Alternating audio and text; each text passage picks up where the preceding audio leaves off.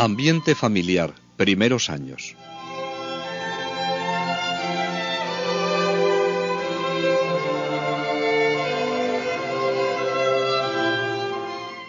Francisco de Sales vive entre los siglos XVI y XVII.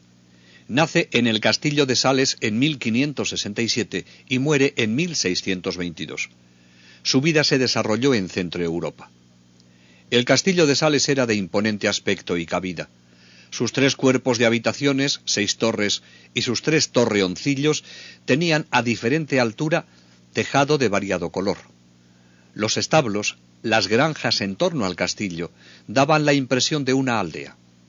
La construcción del castillo, según decían los de aquella época, era inmemorial, así como la nobleza de sus señores. El castillo está a la entrada de un estrecho valle, el valle de Usillón, en una pequeña planicie al pie de un monte abrupto y rocoso en territorio de Saboya. Saboya era entonces un ducado soberano cuya capital era Turín, y su territorio ocupaba regiones que hoy pertenecen a Suiza, Francia e Italia. La familia de Sales pertenecía a la pequeña nobleza saboyana.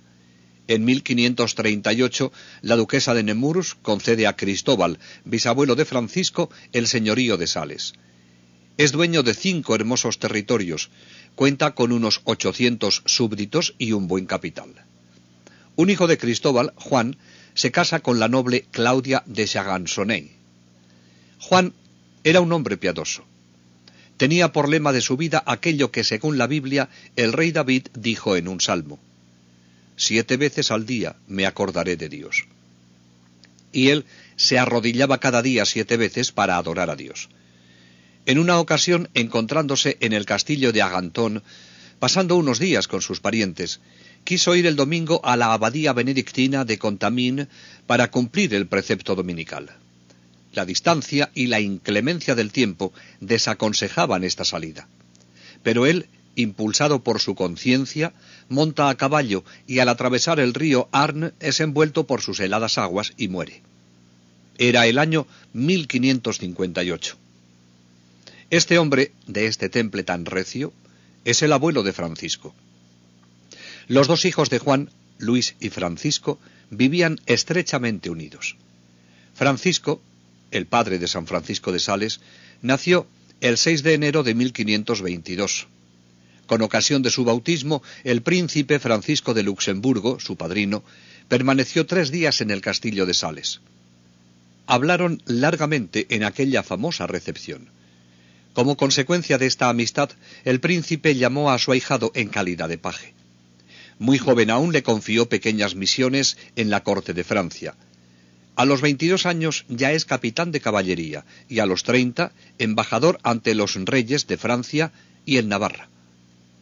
Agradó e hizo carrera.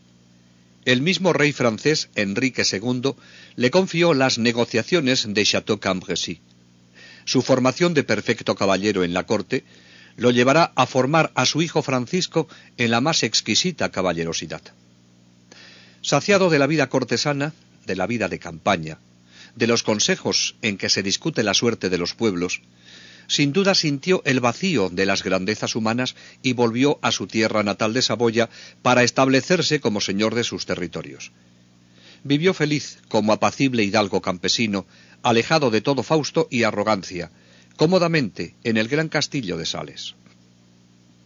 Conoció a una parienta suya, la niña de 7 años, Francisca Sionaz, con quien firmó contrato de matrimonio en 1560. Francisco es unos 30 años mayor que su futura esposa. Francisca Sionaz era hija de Melchor de Sionaz y de Buenaventura de Chevron-Villet. Su madre, por distintos matrimonios, había adquirido, entre otros, el señorío de Boissy, cercano al castillo de Sales. Cuando Francisco, señor de Nouvelle, contrae matrimonio con Francisca en 1566, ella tiene 14 años y recibe como dote el señorío de Boissy y la obligación de asumir el título y nombre de Boissy. Desde entonces, los padres de Francisco de Sales son conocidos como los señores de Boissy. La joven señora aceptó de todo corazón el destino que la colocaba en el castillo de un marido de edad madura cuando ella estaba en edad de jugar. Y debió ser dichosa, y una de las damas más honorables. Destacaba más por las riquezas de su talento y de su corazón que por las de su fortuna, con ser grande. La describen como una persona apacible, sencilla y al mismo tiempo noble y generosa. La religión dominaba su vida. Su piedad para con Dios no le impedía el fiel cumplimiento de los demás deberes. Respetuosa y delicada con su esposo, procuraba agradarle en todo. Solícita e inteligente en el gobierno de su casa, mantenía en ella la paz y el buen orden, haciendo que reinase el temor y amor de Dios. Atenta y dulce para los servidores, se preocupaba de que todos cumpliesen con los deberes de la piedad cristiana. A diario, después de comer, reunida la servidumbre, ella misma leía en voz alta un libro piadoso, y por la noche dirigía la oración en común que cerraba la jornada. Y lo que es más importante, a todos les daba ejemplo de todas las virtudes y de la frecuencia en recibir los sacramentos. Modesta, humilde y llena de bondad, sus delicias eran cuidar de los pobres, aliviándolos en sus necesidades, visitándolos en sus enfermedades y dándoles con ternura de madre todo lo que necesitaban. El señor de Boissy era también un buen cristiano. Su padre, Juan de Sales, había muerto unos años antes de su matrimonio, pero le había educado en la fe católica que él tan profundamente profesaba. Francisco, educado por tal padre, era en toda su conducta un buen cristiano, de notable sobriedad, de rara discreción en las palabras, de delicada caridad y de una piedad que se manifestaba en recibir los sacramentos de la penitencia y Eucaristía. Pero sobre todo se distinguía por una fe ardiente, siendo uno de los más fervorosos católicos de su tiempo. Por eso, las novedades de la Reforma protestante le parecían absurdas. Él había visto surgir el calvinismo. Calvino, que había estudiado en París en 1533, se manifestó partidario del luteranismo. En 1541, obligado a huir de Francia, se estableció en Ginebra, convirtiéndose en jefe político y religioso de una intolerancia absoluta. De los calvinistas decía el señor de Boissy con cierto desprecio: una religión que he visto nacer yo, que tiene 12 años menos que yo. Su juicio recto no podía comprender que semejante religión pudiese oponerse al catolicismo, cuya bondad y excelencia, confirmada con la autoridad de todos los siglos cristianos y la sucesión continua de los legítimos pastores, estaba asegurada a lo largo de todos los tiempos por aquellas palabras de Jesucristo: mirad, que estoy con vosotros todos los días, hasta el fin de los siglos. El señor de Boissy, tan fiel a la fe católica, estimaba a su mujer, además de por las muchas virtudes que tenía, por la sumisión perfecta a la Iglesia católica.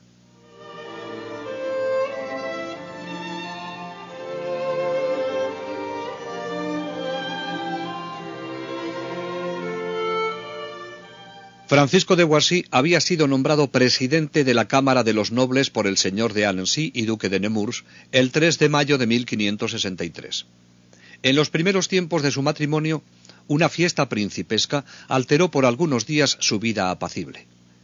Jaime de Saboya, duque de Nemours, primo del soberano de Saboya, Manuel Filiberto, había contraído matrimonio con Ana de Este, viuda del duque de Guisa. Cuando estos nuevos esposos hacen su entrada triunfal en la ciudad de Annecy, son recibidos por el señor de Boissy. Vemos cómo antes del nacimiento de Francisco de Sales, sus padres están situados como señores destacados de la nobleza saboyana.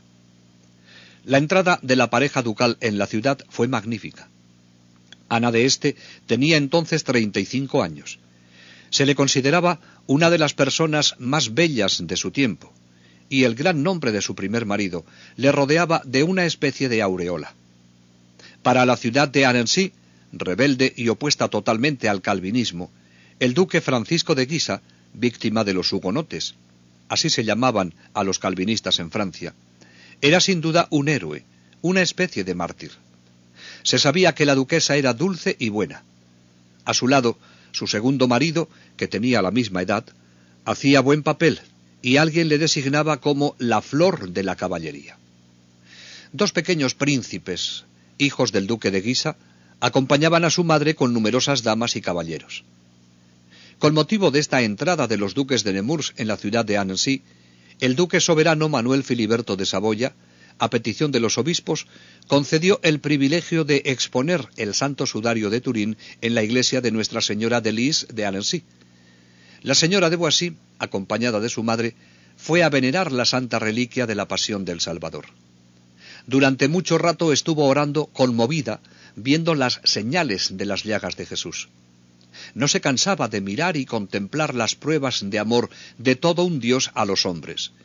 Y en un arranque del corazón debió ofrecerle al hijo que esperaba, suplicándole le tuviese siempre por suyo, le enriqueciese con sus dones y le comunicase un tierno amor a su pasión y muerte. Terminada su oración, se sintió abrasada de amor y como inundada de una gran paz interior, lo que le hizo creer que Dios había aceptado su ofrecimiento.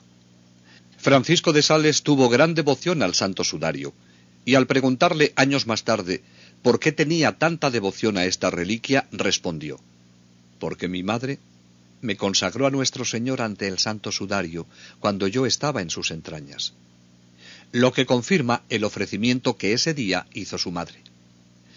Con este ofrecimiento de su hijo y con estos deseos de que sea siempre de Dios y educarle todo para él, se prepara la señora de Boissy a recibir el hijo tan esperado.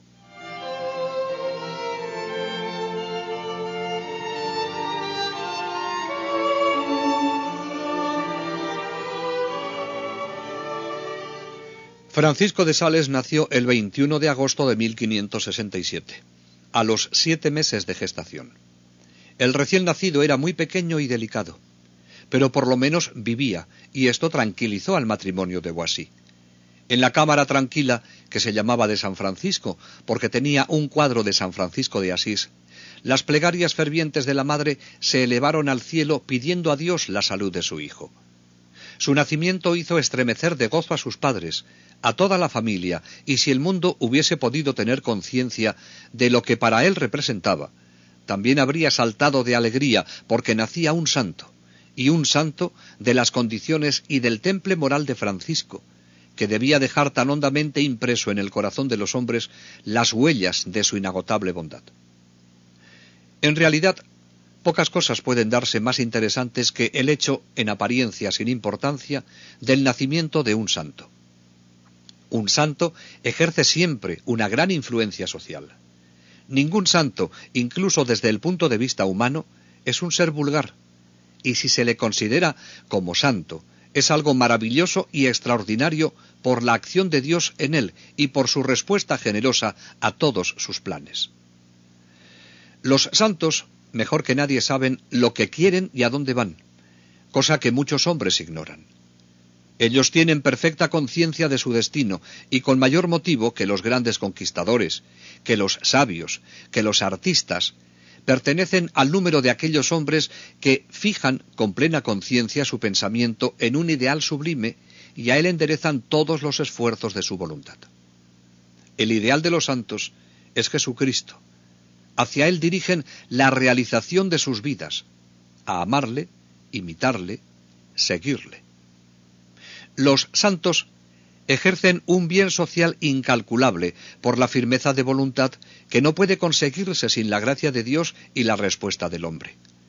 Por el poderío moral que no es posible lograr sin desarrollar las energías del alma. Por la aplicación de estas energías a los problemas humanos, como primero las emplearon en el dominio y vencimiento de sí mismos. Y si esto es común a todos los santos, no podemos dejar de subrayar lo que supuso el nacimiento de San Francisco de Sales, a quien Dios concedió tan señaladas gracias para que pudiera realizar la misión de apóstol, obispo, fundador y doctor de la Iglesia que le iba a confiar. Fue bautizado solemnemente el 28 de agosto en la parroquia de Thorens. Participaron en este acontecimiento los familiares y la nobleza de los alrededores. Fueron sus padrinos Francisco de Fléchet, religioso benedictino, y Buenaventura de Chevrot, su abuela. El primogénito colmó las esperanzas de su padre y llenó de felicidad a su joven madre. El banquete fue espléndido y se dio en la suntuosa sala con 5 altas ventanas y preciosos tapices de Bérgamo. Allí la nobleza daba ya sus opiniones sobre el futuro del primogénito de los Boissy. Este día, en la puerta del castillo, desde el alba hasta que cerró la noche, se dio limosna a cuantos pobres llegaban. Las señoras acompañaban a la madre, que escuchaba atentamente los comentarios de sus amigas. Un contemporáneo nos dice del recién nacido: este pequeño infante era incomparablemente lindo. Tenía el rostro gracioso a maravillas, los ojos colombinos, la mirada amorosa. Su porte era tan modesto que parecía ni más ni menos un angelito. Este ángel delgadito vivió un año con grandes cuidados. La madre, demasiado joven y un poco delicada, no pudo criarlo y se lo encomendaron a la nodriza Petramanda Pitot, y poco a poco el niño se fortaleció. En estos 6 primeros años, tan decisivos en la vida de todo niño, Francisco recibe la educación directamente de sus padres, que influyeron tanto con su ejemplo como con sus enseñanzas. El niño acompañaba siempre a su madre, ya paseando por el campo, ya en los momentos de oración, y sobre todo cuando se celebraba la Santa Misa, que era el centro de la devoción de la señora de Boissy. Empleaba con su hijo una pedagogía llena de sabiduría. Cuando salía al campo, se lo llevaba consigo. Le mostraba la naturaleza, le hacía fijarse en el trigo y le explicaba cómo crece y qué se hace con él. Si los labradores están en el campo, le decía, creemos que estas gentes nos nutren. Cierto que trabajan mucho, pero con todo, se esforzarían en vano. Esta lluvia, este calor moderado, este tiempo que madura los frutos, depende solo de Dios. Sin Él, los hombres trabajarían sin frutos. Y de regreso en el castillo, enseñaba a Francisco, que le escuchaba con toda atención, las oraciones que han de elevarse a este Dios que nos concede tantos bienes, a amar a Dios como Padre y la ternura y amor a los necesitados. Francisco no se contentaba con lo que aprendía, sino que quería enseñarlo. Al encontrarse con los hijos de los campesinos, les repetía lo que acababan de enseñarle y pacientemente, frase por frase, se lo hacía repetir a ellos. Sus amigos eran principalmente sus primos, los hijos del tío Luis, Amadeo, Luis y Gaspar. Con ellos jugaba y con ellos hará sus primeros estudios. Su temperamento era vivo, pero al mismo tiempo sereno y reflexivo. Ante las pequeñas contrariedades y debido a la educación que recibe, aprende a dominarse, y su esfuerzo se nota al exterior por el enrojecimiento de su rostro. Su padre le enseñaba, también desde estos primeros años, a ser un hombre de bien y pensar en Dios. Los Sales se destacaban porque eran buenos y hacían el bien. Habían adquirido nobleza y propiedades, pero no se olvidaban de los necesitados. En tiempo de hambre, el señor de Boissy repartía generosamente comida a los pobres. Decía, y estaba dispuesto a cumplirlo, que hubiera preferido repartir mi potaje a los pobres antes de despacharles sin socorrerlos. Su mujer repartía cuanto tenía a los necesitados. El padre exclamaba a veces al ver la generosidad de su esposa: «Hay que dejar por imposible a esta mujer. Nos quiere llevar a todos al paraíso». En este ambiente familiar tan profundamente cristiano, crecía Francisco, sensible a las necesidades de los pobres, fervoroso en sus oraciones y rodeado del cariño de sus padres. Ninguna lección se aprende mejor que la que se ve practicar, y por ello debió penetrarle profundamente el testimonio de sus padres. La influencia de la joven madre en su hijo era notable. El padre pensó que le mimaba mucho, y creyó era el momento oportuno para enviarle al colegio de La Roche. Cuando Francisco tiene 6 años, el señor de Boissy considera que ha llegado el momento de empezar su educación para hacer de él un hombre.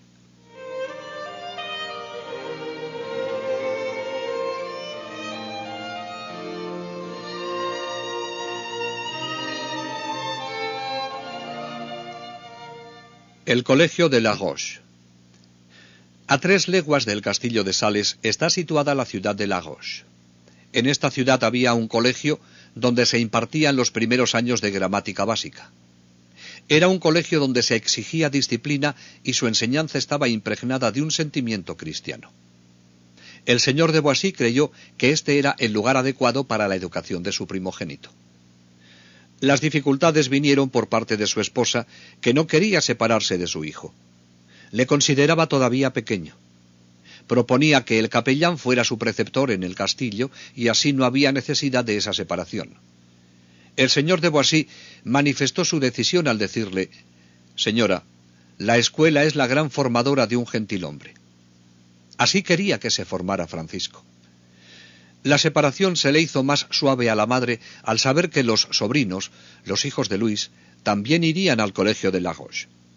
De esta manera, Francisco no se encontraría solo, sino que iría con sus primos Amadeo, Luis y Gaspar. Les acompañaría en calidad de preceptor el abate de Aix. Además, la ciudad no estaba lejos de Sales, a media hora a caballo. Los Sales se instalaron con el preceptor en casa del maestro señor Dumas. Desde allí se desplazaban con los demás alumnos al colegio. Aunque pertenecían a la nobleza, eran, entre sus compañeros, unos alumnos más. Precisamente, esta era la voluntad del señor de Boissy, que quería hacer fuerte el carácter de su primogénito. No quería para él concesiones fáciles ni distinciones innecesarias. Sus padres se esmeraban por dar a su hijo una educación integral, por lo que cuidaron su formación espiritual, el fortalecer su voluntad, cultivar su inteligencia y al mismo tiempo fomentar su vigor corporal. Para lograr esto, entre otras prácticas, le impusieron que se ocupara en los juegos que ocasionan un ejercicio moderado, que no exigen sino agilidad en los miembros, ligereza en la carrera o destreza en los movimientos. Una vez por semana iba el señor de Boissy a visitar a su hijo, y volvía al castillo lleno de alegría, pues todo lo que oía de él eran alabanzas. A su esposa le hizo esta confidencia: «Me parece, en verdad, que este niño sea más hijo de la gracia que de la naturaleza.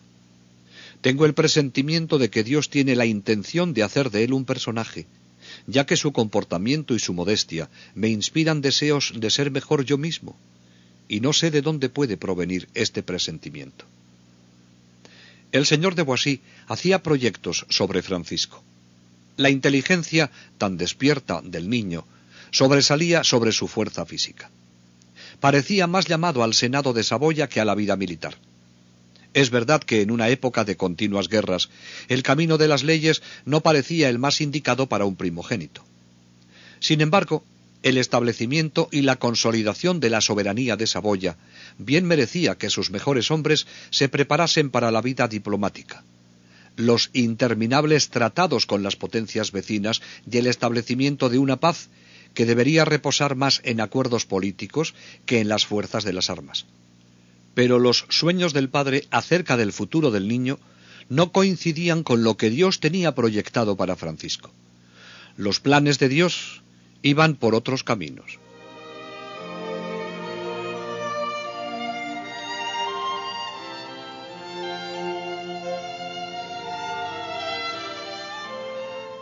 El colegio de Annecy.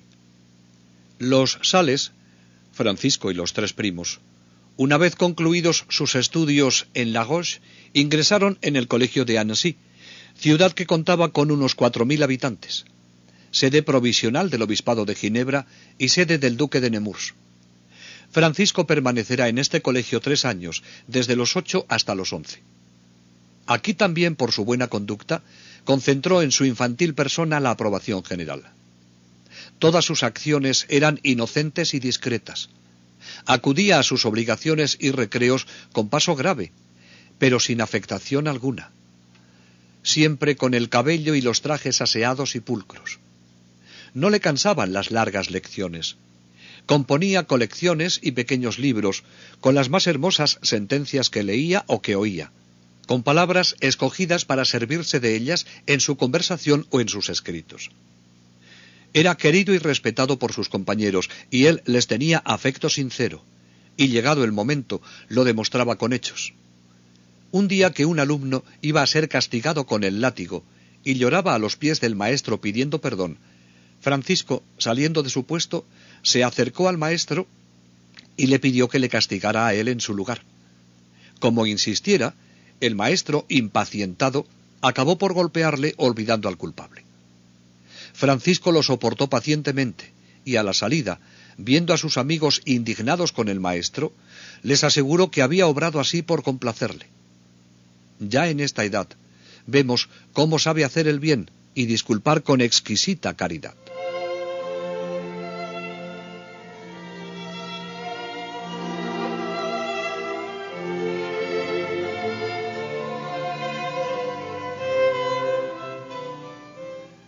Ambiente en su adolescencia. El padre de Francisco y su tío Luis habían adquirido el castillo y los dominios de Brans en territorio protestante. En esta época, Jaime de Saboya, duque de Nemours, pone al padre de Francisco en un grave apuro, manifestando él en esta ocasión su honradez y lealtad. El duque proyectaba conquistar por las armas la ciudad de Ginebra, en poder entonces de los calvinistas, y para ello necesitaba, además de un ejército, un puesto de apoyo estratégico cerca de Ginebra.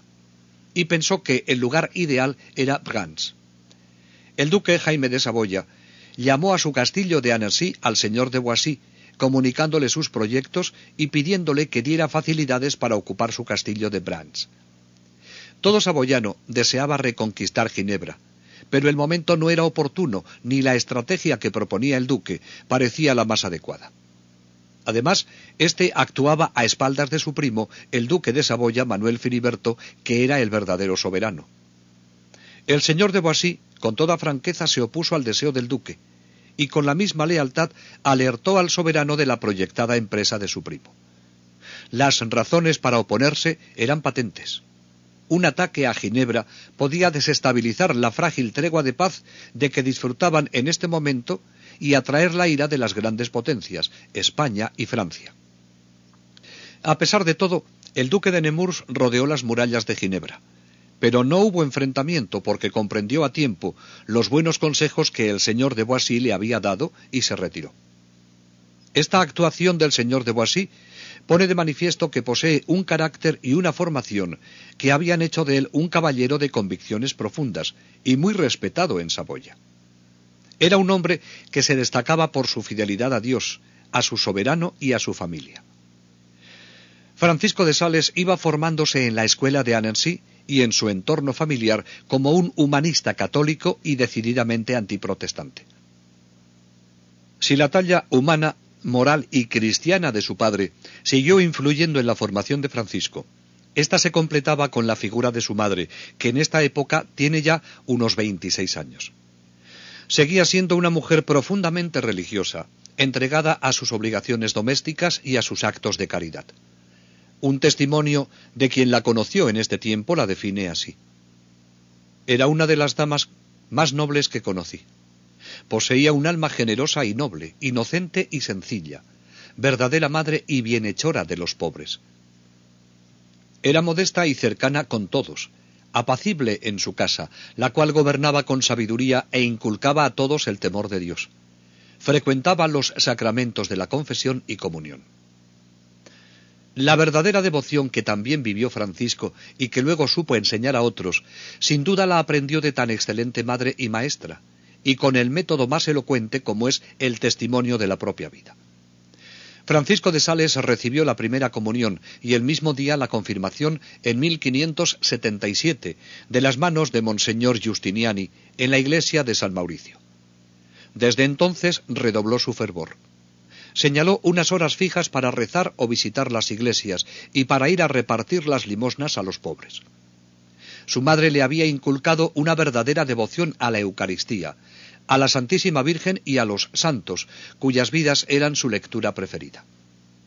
Fue su madre también quien le enseñó cómo estas devociones debían llevarle a un amor grande a los pobres, enseñanza que, como hemos visto, ratificaba con su vida. La naturaleza siguió teniendo un gran atractivo para él. A veces cabalgaba por las llanuras de Annecy junto al lago, acompañado de algún criado. Otras paseaba con su madre y conversaba con los campesinos.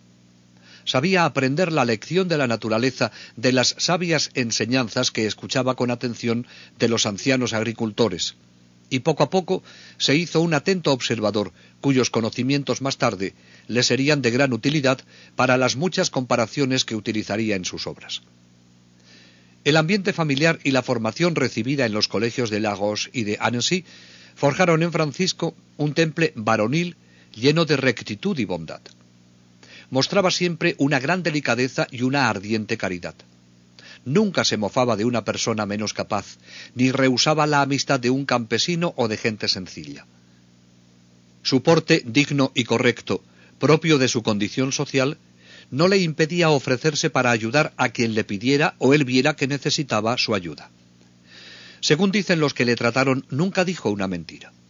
Su característica franqueza y rectitud le habían ganado incluso el respeto de las personas mayores. Así preparaba el Señor el corazón de Francisco, para que ya desde esta temprana edad estuviese atento a la llamada que le hacía a consagrarse a él en el sacerdocio, y respondiera con generosidad. El padre tenía para su hijo aspiraciones bien distintas, y su primera reacción al manifestarle Francisco sus deseos fue oponerse a ellos. Pero luego pensó que en esta edad un muchacho no sabe lo que quiere, que sería algo pasajero y era mejor no negarse a que recibiera la tonsura que le pedía. Por eso, el 20 de septiembre de 1578, se la confirió Monseñor Galois de Regard, gran amigo del señor de Boissy. Al término de sus estudios en Annecy, Francisco, el primogénito, seguía siendo el objeto de la atención, interés y cariño de sus padres, pero no era el único hijo. Dios había bendecido la familia de Boissy con otros hijos: Galois, Margarita, que muere siendo muy pequeña, Luis, Juan Francisco y Bernardo. Más tarde llegarían otros. Francisco era ya el responsable de sus hermanos más pequeños. Jugaba con ellos como si fueran de su misma edad. Los pequeños se maravillaban ante este hermano mayor, tan dulce, tan alegre, que hablaba tan bien del cielo. Y su madre, cuyo cariño por él continuaba siendo de gran predilección, les decía: escuchadle y haced todo lo que él os diga. En este ambiente tan cristiano y tan familiar se desarrolla la adolescencia de Francisco, una época que para tantos jóvenes está llena de peligros. Fue cuidadosamente dirigida por sus padres. Pronto comenzaría una nueva etapa no exenta de peligros.